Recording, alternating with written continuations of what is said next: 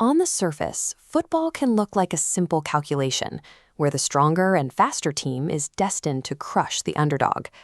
But these physical metrics only hold value if the opposition allows them to. Look at Algeria.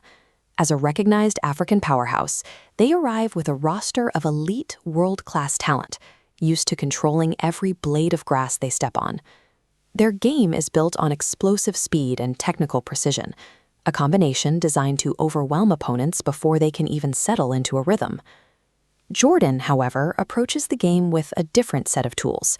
They rely on a rigid, almost military-like discipline, organizing their ranks to absorb pressure without losing their shape. When these two philosophies meet on the pitch, the gap in raw athleticism begins to matter less than tactical endurance. The outcome depends on which side can force the other to abandon their plan first. Algeria's identity is defined by power, the ability to press high, move the ball with blinding velocity, and physically exhaust the opposition. Jordan counters this with heart, a tactical reliance on gritty survival instincts and a defensive structure built to weather the most relentless storms. The match is a direct collision between an unstoppable attacking machine and an immovable defensive wall. Over 90 minutes, this becomes a test of psychological endurance, where one team must physically break the other's will to maintain their formation. This diagram shows Algeria's offensive strategy. They push aggressively from the center circle, using a web of interconnected passes to attack from multiple angles. By maintaining a massive possession zone in the opponent's half, they trap the defense in a cycle of constant retreating. The goal is to induce physical and mental attrition, forcing the opposition to chase the ball until their movements become sluggish and their focus slips. Once the defense is tired, Algeria uses individual technical brilliance to spark a breakthrough, using quick footwork to bypass a defender who has been worn down by 90 minutes of chasing. Surviving this type of onslaught requires a masterclass in spatial awareness. You have to know exactly where your teammates are, even when you're gasping for air. This illustrates Jordan's deep block, two rigid, tightly packed defensive lines. The attacking red arrows bounce off, forced to circulate the perimeter. But as Algeria commits forward, they leave massive unguarded sectors. Once Jordan wins the ball, a rapid pass targets that empty space.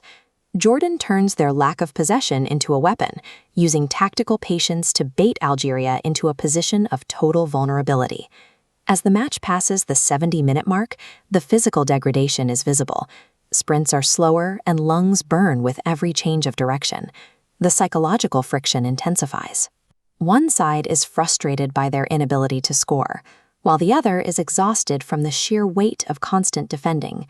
This leads to the breaking point, the specific second where a player's central nervous system fails to keep up with the tactical demands of the coach. In this state of exhaustion, a defender might react a fraction of a second late to a turn, or a midfielder might leave a gap wide enough for a ball to squeeze through. Victory goes to the side that manages to keep their internal clock running accurately through the haze of fatigue. The game ends in a binary outcome. Either the wall collapses under the weight of the pressure, or the favorite is caught out of position and toppled on the break. A single error in judgment, one heavy touch or a mistimed tackle, is all that is required to change the history of both teams tonight. This constant threat of an unpredictable error is what keeps the tension high, as no amount of technical superiority can fully account for human fatigue.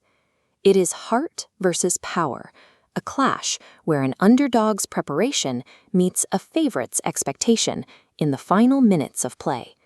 The final whistle will favor the team that stayed disciplined when it was hardest to do so, turning a tactical blueprint into a hard-earned result.